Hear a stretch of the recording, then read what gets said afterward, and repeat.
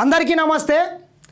గత 2-3 రోజులుగా కుంభవృష్టి వర్షాలతో ఒక్కసారిగా హిమాయత్ సాగర్ అదేవిధంగా ఉస్మాన్ సాగర్ నుండి పెద్ద ఎత్తున వరదలు రావడంతో హైదరాబాద్ లోతట్టు ప్రాంతం అంతా జల దిగ్బంధమై వందల ఇండ్లు మునిగిపోవడం జరిగింది. ఇటువంటి తరుణంలో ఆ ప్రజలకు అండగా నిలిచి వాళ్ళకేమన్నా సహాయ కార్యక్రమాలు చేయాల్సింది పోయి కొంతమంది చిల్లర మల్లర నాయకులు, ప్రతిపక్ష నాయకులు కేటీఆర్ దాన్ని కూడా శవాల మీద పేలాలు ఏరుకునేటటువంటి వ్యక్తిగా ప్రవర్తించుకుంటా దాన్ని కూడా రాజకీయం చేసే ప్రయత్నం చేస్తున్నాడు. కేటీఆర్, నీకేమైనా బుద్ధి ఉందా? కడుపుకు అన్నం తింటున్నావా? గడ్డి తింటున్నావా? ఏం మాట్లాడతాడు?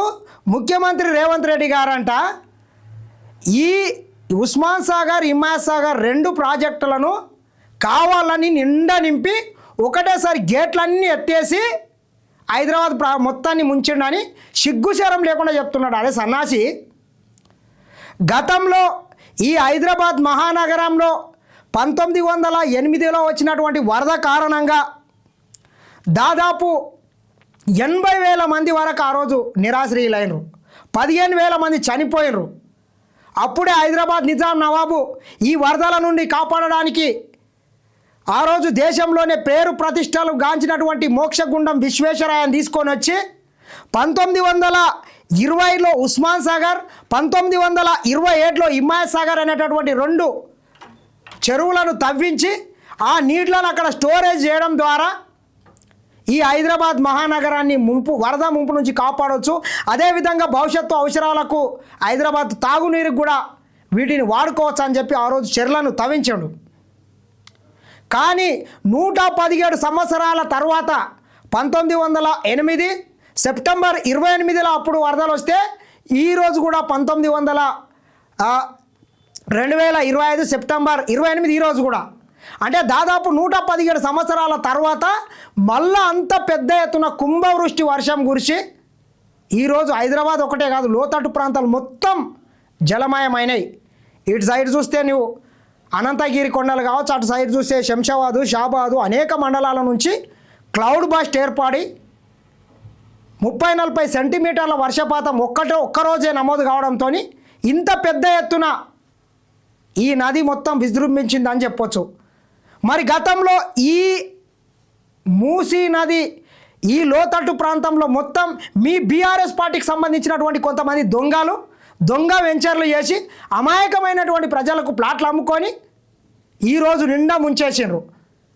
రేవంత్ రెడ్డి అన్న గారు ముఖ్యమంత్రి అయిన తర్వాత 1997-98 పరిస్థితి మళ్ళీ రాకూడదు, అట్లా మళ్ళొకసారి వస్తే ఈ ఒరిజినల్ సిటీ, ఓల్డ్ సిటీ ఏదైతుందో ఈ ప్రాంతం మొత్తం మళ్ళొకసారి మునిగిపోయే అవకాశం ఉందని చెప్పి 6 నెలల క్రితమే ఆయన మూసీ రివర్ ఫ్రంట్ కింద ఏదైతే ఈ మూసీ పరివాహక ప్రాంతంలో నిర్మించినటువంటి అక్రమ నిర్మాణాలను మొత్తం తొలగించాలని చెప్పి వాటికి ఒక మార్కింగ్ చేసి అక్కడ నిర్వాసితులకు కూడా మీకు డబుల్ బెడ్రూమ్లు ఇస్తాం, అవసరమైతే మీకు పునరావాసం కల్పిస్తామంటే కూడా అక్కడ ఇదే దొంగలు ఒకడు బస్తీ నిద్రానే, ఒకడు పల్లె నిద్రానే, ఒకడు అడం పనుకుంటానే, ఒకడు నిలువు అనుకుంటానే, ఒకడు ఎట్లా కూలుపుతాడో అని అన్ని డ్రామాలు వేసి దాన్ని అడ్డుకొని ఈరోజు మూసీ నదిలో నిండా మునిగిపోవడానికి కారణం మీరు. మీకు దమ్ము ధైర్యం సిగ్గుశరం ఉంటే ఈరోజు వచ్చి పండుకోండి. మీరు మూసీకి అడ్డం పండుకుంటారా, నిలువు అనుకుంటారా, ఏడ పండుకుంటారు, ఎట్లా కాపాడతారు? రాండి, మీకు దమ్ము ఉంటే. సిగ్గులేని వెదవల్లారా, సిగ్గుశరం లేకుండా ప్రభుత్వం ఏ మంచి కార్యక్రమం తీసుకుంటే దాంట్లో కాళ్ళలో కట్టబెట్టుకుంటా హైడ్రా తెస్తే హైడ్రా వద్దంటారు, అక్రమమైన నిర్మాణాలు తొలగించొద్దంటారు. మరి ఎట్లా కాపాడేది ఎట్లా? కావున హైదరాబాద్ మహానగరంలో ఉన్నటువంటి పేద ప్రజలందరూ కూడా ఈ దొంగలు ఎట్లనన్నా అవినీతి అక్రమార్కులు ఎక్కడన్నా నిబంధనలకు విరుద్ధంగా ఎఫ్టీఎల్లో కానీ, బఫర్ జోన్లో కానీ, నాలాల మీద కానీ, రోడ్ల మీద కానీ ఎక్కడ ఎటువంటి వెంచర్లు వేసినా, ప్లాట్లు వేసినా దయచేసి వాటిని కొనకండి. ఈ రకంగా తయారవుతుంది. ప్రభుత్వం తీసుకున్నటువంటి కార్యక్రమానికి మీరు అందరూ సహకరించి ఆ రోజు ప్రభుత్వం ఇచ్చినటువంటి డబుల్ బెడ్రూమ్లో తీసుకొని కూడా మీరు పునరావాసాలకు వెళ్ళిపోతే ఈరోజు వందల ఇండ్లు మునిగిపోయేటివి కావు. ఈరోజు మహాత్మా గాంధీ బస్టాండ్ మొత్తం మునిగిపోయే పరిస్థితి వచ్చింది. మరి కేటీఆర్ నీవు సిగ్గుశరం లేకుండా చెప్తున్నావు, ముఖ్యమంత్రి దీన్ని ముంచండి అని చెప్తున్నావు. మరి 10 ఏళ్ళు మీ అయ్యా మీరు ముఖ్యమంత్రులుగా మంత్రులుగా ఉండి నిర్మించినటువంటి నీ సిరిసిల్ల మునిగిపోయింది, మొన్న నీ సిద్దిపేట మునిగిపోయింది, సిగ్గులేనివాడ గజ్వేలు మునిగిపోయింది, కామారెడ్డి మునిగిపోయింది. మరి దానికి ఏం సమాధానం చెప్తాం? ప్రకృతి వైపరీత్యం వచ్చినప్పుడు ఎవ్వడు ఏం దాన్ని ఆపలేడు. ముందు చూపు ఉన్నటువంటి నాయకుడు కాబట్టే భవిష్యత్తులో మళ్ళీ వరదలు వచ్చి ఇబ్బంది కలిగే అవకాశం ఉంటుంది. ఈ లోతట్టు ప్రాంతాలు కూడా మొత్తం మురికి కూపంలో మురిగిపోతున్నారు. మీ బతుకులు మారాలే, రోగాల బారిన పడుతున్నారు. ఆ కింద పోతే నల్గొండ మొత్తం ఫ్లోరైడ్ బారిన పడిపోతున్నది.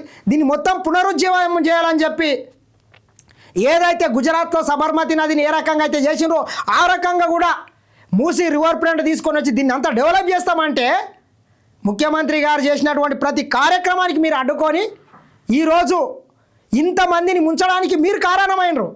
కావున ఇకనన్నా ఇటువంటి చిల్లర మల్లర మాటలు, ఇటువంటి దొంగల మాటలు, లంగల మాటలు నమ్మకండి ప్రజలారా. ఖచ్చితంగా ప్రభుత్వం తీసుకునేటటువంటి ప్రతి అభివృద్ధి సంక్షేమ పథకానికి మీరు మద్దతు ఇవ్వండి. అక్రమంగా నిర్మించకండి, నాలాల ఆక్రమణలను తొలగించండి. హైడ్రా తీసుకునేటటువంటి ప్రతి చర్యలకు మీరు సహకారం చేయండి.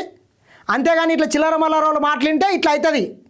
ఈరోజు హైదరాబాద్ మూసి పరివాహక ప్రాంతం మొత్తం మునిగిపోవడానికి కారణం బీఆర్ఎస్ సన్నాసులు, కొంతమంది బీజేపీ నాయకులు. కావున ఇకనన్నా మీ దరిద్రం ఆలోచన, మీ చిల్లర ఆలోచన బంద్ చేసి ప్రభుత్వం తీసుకున్నటువంటి నిర్ణయాలకు అన్నిటికీ కూడా సహకారం చేయాలి. ఖచ్చితంగా ఈ లోతట్టు ప్రాంతంలో మునిగిపోయినటువంటి ప్రజలందరికీ కూడా పునరావాసం కల్పించేది, వాళ్ళని ఆదుకునేది కూడా ఇదే ప్రభుత్వం. ఖచ్చితంగా ముఖ్యమంత్రి రేవంత్ రెడ్డి గారు భవిష్యత్తు ప్రణాళికతోని భవిష్యత్తులో హైదరాబాద్లో ఇటువంటి జరగొద్దు. మనం చూసినాం, ఇంతకుముందు చూసుకున్నట్లయితే కూడా చెన్నై మహానగరం కావచ్చు, బెంగళూరు కావచ్చు, ముంబై కావచ్చు, ఢిల్లీ కావచ్చు, చిన్న చిన్న వర్షాలు వస్తేనే పెద్ద ఎత్తున మునిగిపోతున్నాయి. ప్రకృతిని ఎవడేం చేయలేడు. వైజాగ్ కావచ్చు. కావున మళ్ళీ ఇటువంటి పునరావృతం కాకుండాలంటే నాలాలు కానీ, చెరువులు కానీ, ఇటువంటి మూసీ నది లాంటి ప్రాజెక్టులను అన్నింటినీ కూడా యథాస్థితికి తీసుకొచ్చి వాటిని పునరుద్ధరించినప్పుడే ఇటువంటివి భవిష్యత్తులో జరగాయి. కావున మీరు అందరూ కూడా ప్రభుత్వానికి సహకరించాలని మరొకసారి కోరుకుంటున్నా. చూస్తూనే ఉండండి SN TV.